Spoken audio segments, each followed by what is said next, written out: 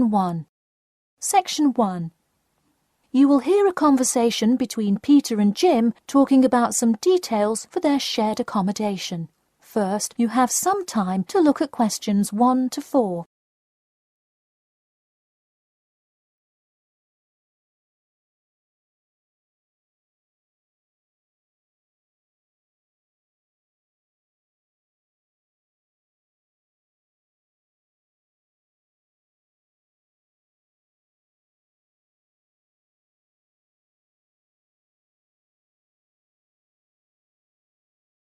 You will see that there is an example which has been done for you. On this occasion only, the conversation relating to this will be played first. Hey Jim, it's Peter. Oh hey Peter, what's up? I thought I'd call so we could hammer out the details for next year's lease. Peter says that he wants to hammer out the details for next year's lease with Jim. So, lease has been written in the space. Now we shall begin. You should answer the questions as you listen, because you will not hear the recording a second time. Listen carefully and answer questions 1 to 4. Hey Jim, it's Peter. Oh hey Peter, what's up? I thought I'd call so we could hammer out the details for next year's lease. That's a good idea. Did we ever decide on how to split the total rent? Well, I was thinking, since my room is bigger, I probably should pay a little more. So I could pay £110 and you could pay £80. Does that sound okay? Considering that my old apartment cost me £100 for a smaller room, I'm definitely all right with that. Hey, I was looking at a map of the area and can't seem to find a bus stop near it. Do you know where we would catch the bus? Well, the bus is actually pretty far from us, but we have that garage that we can park our cars in. Wow, that's great. Convenient parking is hard to find, so we're lucky we have that. Okay, so we have a whole lot of things we'll need to buy when we move in. How do you want to split that up? I was wondering, do you still work at the supermarket? Yep, every Tuesday and Saturday. Would you be able to buy things from there if I sent you a shopping list? Sure, I can do that. Great. Then I can take care of whatever else we need that you wouldn't get at a supermarket. If you want, I'll pick you up from work that day and we can go to the apartment together. Oh, that would be great, thanks. No problem. That way we can split the cost of petrol. Works for me. It's so expensive these days, isn't it? It's downright obscene. Before you hear the rest of the conversation, you have some time to look at questions 5 to 10.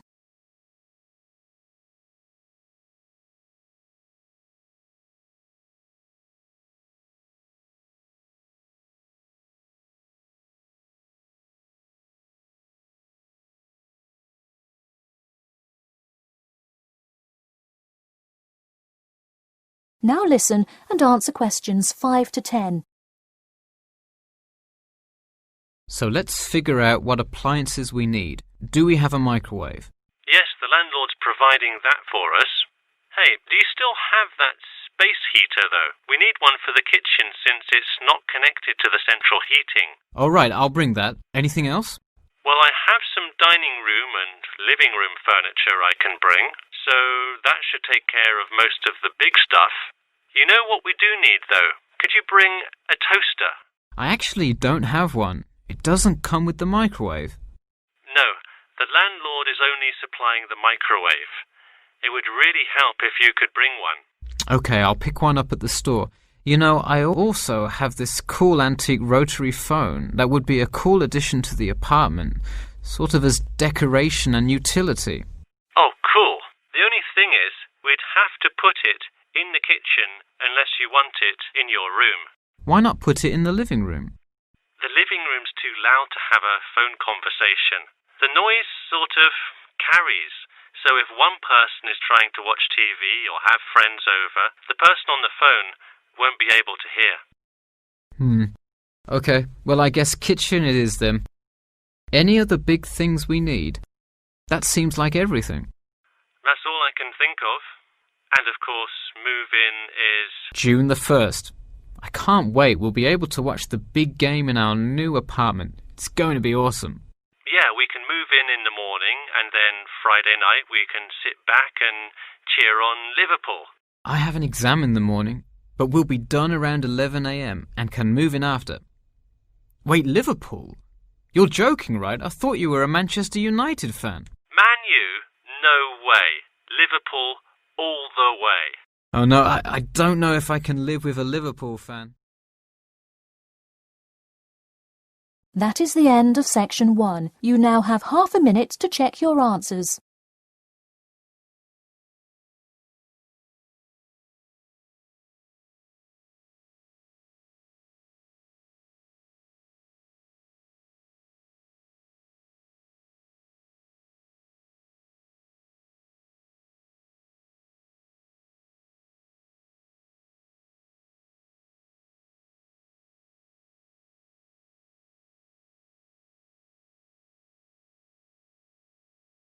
Now turn to section 2. Section 2. You'll hear an HR representative of Earn and Learn giving some information about her company. First, you have some time to look at questions 11 to 16.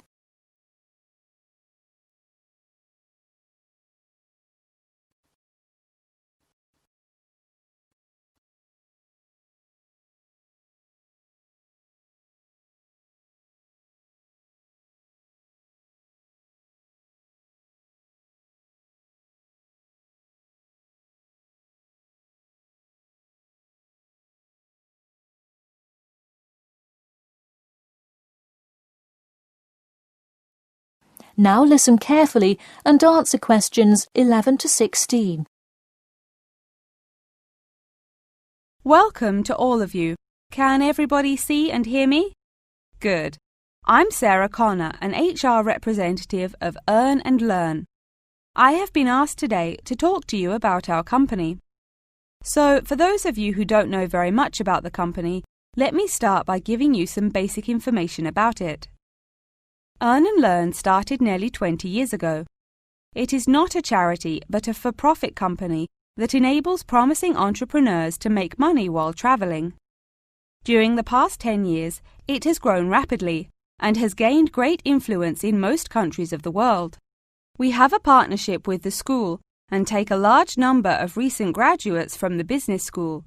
So, if you are a recent graduate, I'd say you can consider applying to our company. Before your application, you might be curious about what sort of places you could go to. There are 4 main locations, but you also have the freedom to submit a different location, and if they can make the necessary arrangements, you can go. The first country Earn and Learn established locations was the US, where you may choose from multiple locations, as long as you can commit to their more rigid schedule of August to December. Also, you could do the Australia internship. That one is really cool. You work at a wildlife shelter and learn about the business practices of non-profit organizations. You do have to be willing to commit 8 months for that one, though. Perhaps that's a long time to be so far away, but I would say it is really an amazing opportunity. I don't know whether some of you are in decent physical shape. If so, the South Africa internship is another exciting one. You learn a lot about sustainable farming, but you would be doing some of the manual labor involved in maintaining a farm. Indeed, it's hard work, but I think you would definitely be able to do it. It may be wise to wait until after their summer is over, so it's not so terribly hot. In addition, there is a most recently established location in India. This one gives you more of a study abroad feel, given that they arrange a host family for you to stay with.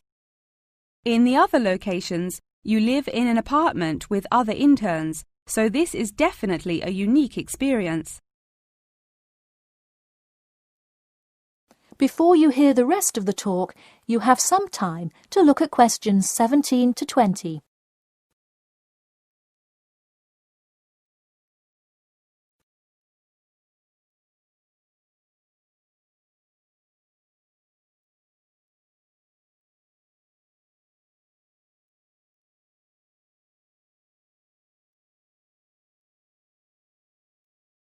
Now listen and answer questions 17 to 20. Regardless of where you go, at the end of the program you get a global travelling certificate, as long as you can explain your experience. You can provide a written log of what you did. I recommend writing journal or blog entries about what you do every day, or a weekly summary of each day. Of course, you don't have to write up a formal report or anything like that, and you need to apply for it once you have returned. Some students may want to know whether this is a paid internship. Actually, you have to pay for the flight there yourself. But you have the opportunity to create your own small business, which could earn you money if it's successful.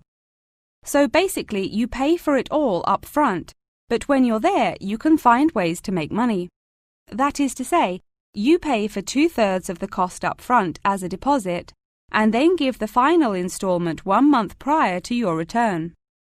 Finally, I have to remind you that you need a health check before you go, to make sure you're not going to spread any communicable diseases. In addition, before you go, you don't have to attend any meetings or workshops. You'll meet everyone you'll be working with once you get there. Okay, well, that's all I've time for today. Thanks for listening, and I'm happy to take any questions if you have them. That is the end of section 2. You now have half a minute to check your answers.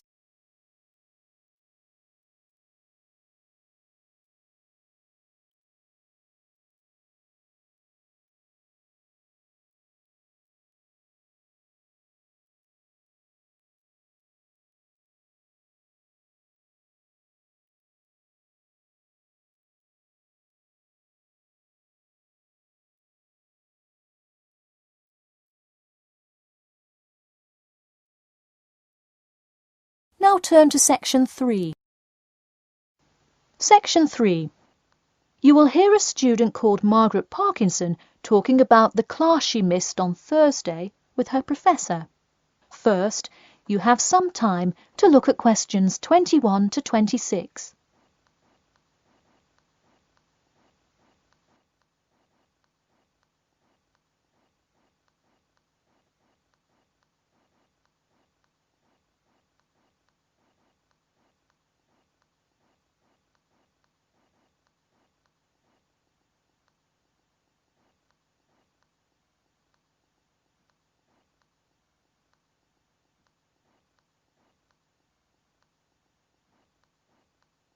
Now, listen carefully and answer questions 21 to 26. Hi, Professor Timmons. Do you have a few minutes? I was hoping to talk about what I missed on Thursday. Hello, come in. Sure, sit down. Could you tell me your name, please? Margaret, sir. Margaret Parkinson. I apologise for missing your class, but I had to go to the hospital. I'm sorry to hear that. Everything is okay now, though, I hope? Yes, thanks. Glad to hear it. So on Thursday, I outlined the research project that will account for 30% of your grade. All students will be divided into groups and will give a well-researched presentation to the class covering a specific topic relevant to student life. Oh, that sounds interesting. Can we choose just any topic that pertains to life as a student, like how to start your own student organisation?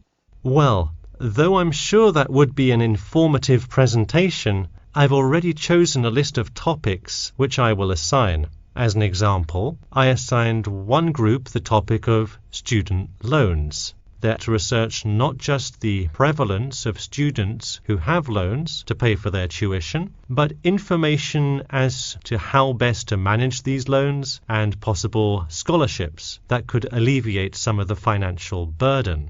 That one sounds particularly interesting to me. Could I request that topic? I could easily find out a lot about it by stopping by the finance office on my way to class. Unfortunately, that one's already taken by another group. I have, however, assigned you to a group and given you all one of two choices. Oh, I see. What are the choices? The first is discussing smoking, trends in the number of student smokers compared with the general population, popular reasons students take up smoking, and more healthy alternatives to smoking.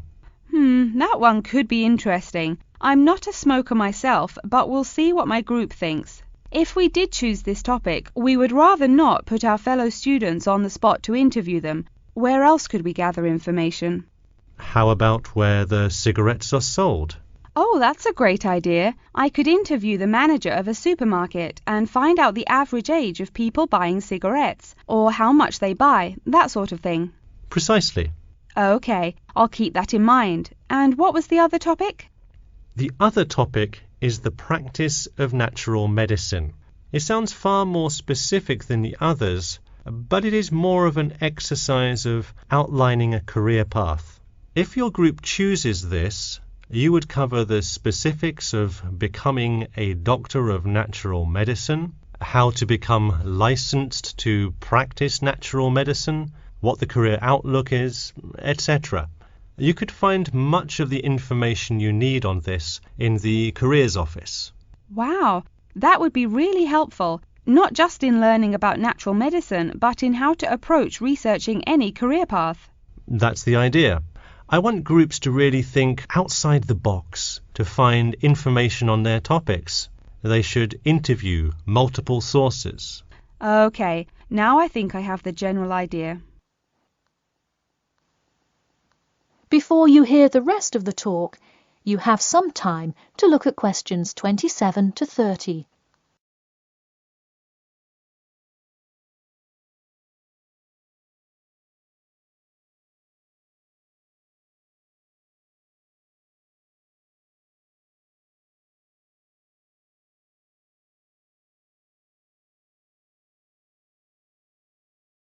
Now listen carefully and answer questions 27 to 30. When is the presentation due? I expect each group to send me an email attachment of the plan ahead of time by October 10th, so that I can ensure that you are on the right track. Oh, that's actually really reassuring. I would hate to spend so much time on a presentation only to find we had taken it in the wrong direction. So when is the presentation? I let groups choose from the list of time slots I have between November 1st and November 5th. Okay, how about the 3rd? I'll have to check with my group, of course, but maybe we could write a tentative time? Sure, let me take a look. I'm actually booked completely through the 3rd and 4th now. How about sometime in the afternoon of the 5th? Great, how about 2 o'clock? No problem. I'll pencil your group in. Okay, thanks. And to clarify, what exactly is due in the first phase? Before the October deadline, I want your group to have compiled resources and then to provide some initial data analysis to support your claims. Okay, so data analysis is due the 10th of October, and then the Presentation? Yes. The final phase is simply giving the presentation on the 5th of November. All right, I think I have all the information I need. Thanks. You're welcome. See you in class tomorrow. That is the end of section 3. You now have half a minute to check your answers.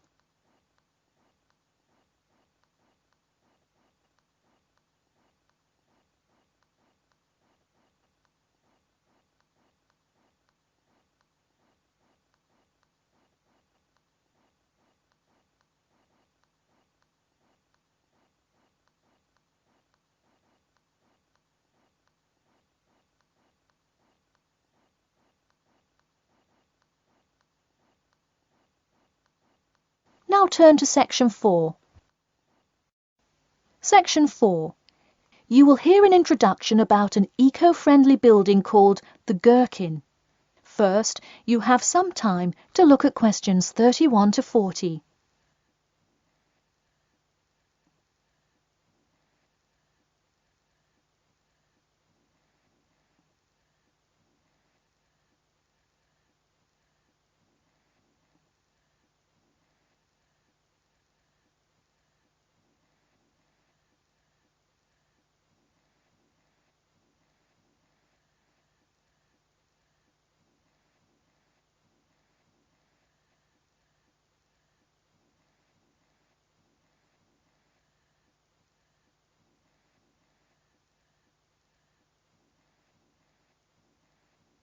Now, listen carefully and answer questions 31 to 40.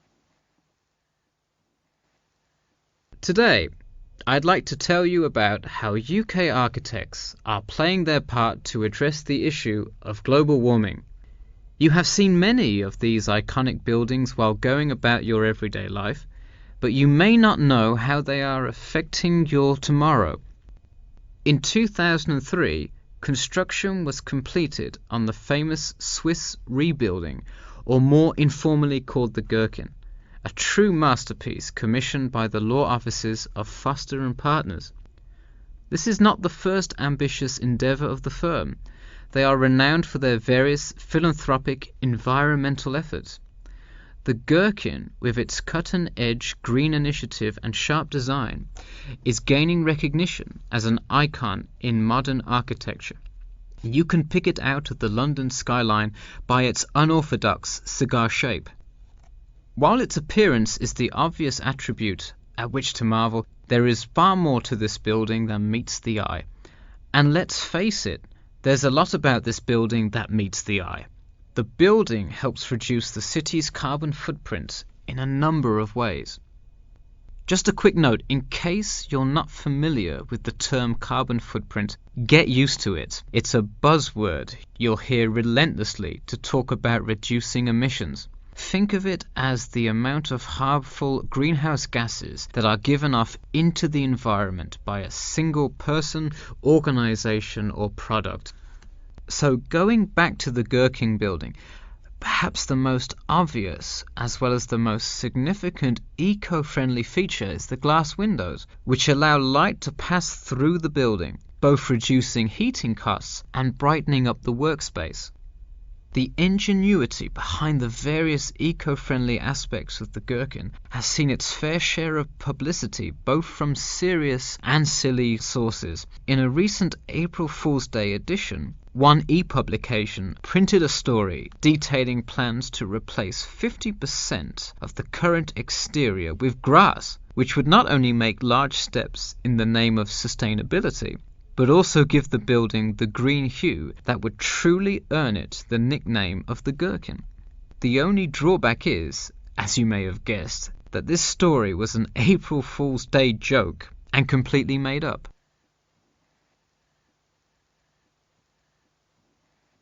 In all seriousness, though, the building is setting a new standard of design that other architects and city planners just cannot ignore. The building's bold and cost-efficient design has won a number of architecture awards, including the Stirling Prize, the London Region Award, and the Empress Skyscraper Award, among others.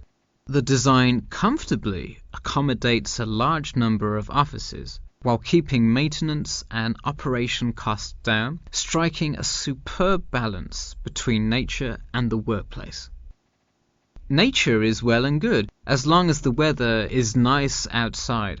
Given London's notoriously bad weather, the architects knew they must devise a quality temperature regulation system, and that they did.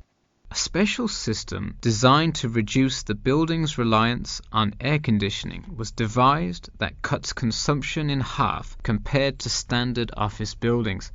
There are atria that link each floor vertically to one another, forming spiraling spaces up the entire building. They serve not just as social common spaces, but also act as the building's lungs, distributing clean air from the opening panels in the facade through the entire building. The building isn't all business, though. It has its fair share of fun as well. At the very top, a club room offers a picturesque entertainment spot for company functions, private parties, etc., with a breathtaking panoramic view of the city. The creation of such an innovative structure has many wondering what the future of urban planning and architecture may be.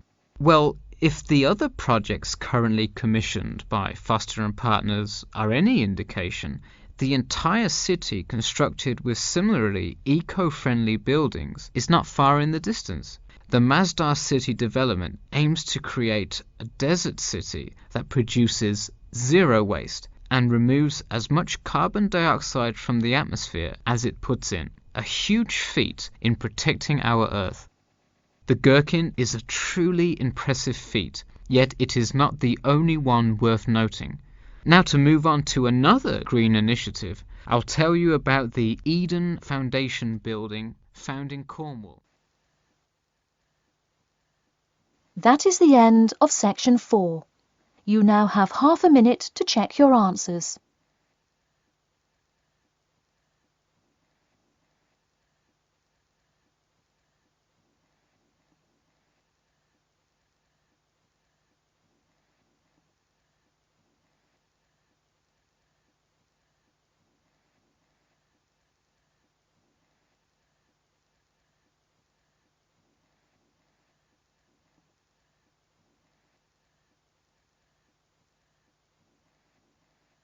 That is the end of the listening test. In the IELTS test, you will now have 10 minutes to transfer your answers to an answer sheet.